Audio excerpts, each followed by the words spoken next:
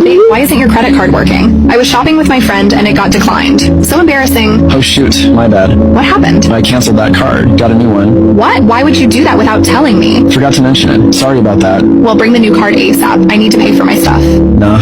Why not? From now on, I'm handling my own money. What, are you serious? You cover your expenses. Did I do something wrong? You really don't know? No, what's going on? Remember last month, when I was on that business trip? You mean when your mom got sick? Yeah, that. I gave her meds. She seemed fine when I left. You left her to go out. She didn't say anything. She was in pain after. Tried calling you. No answer. My phone died. Lucky my sis got her to the hospital.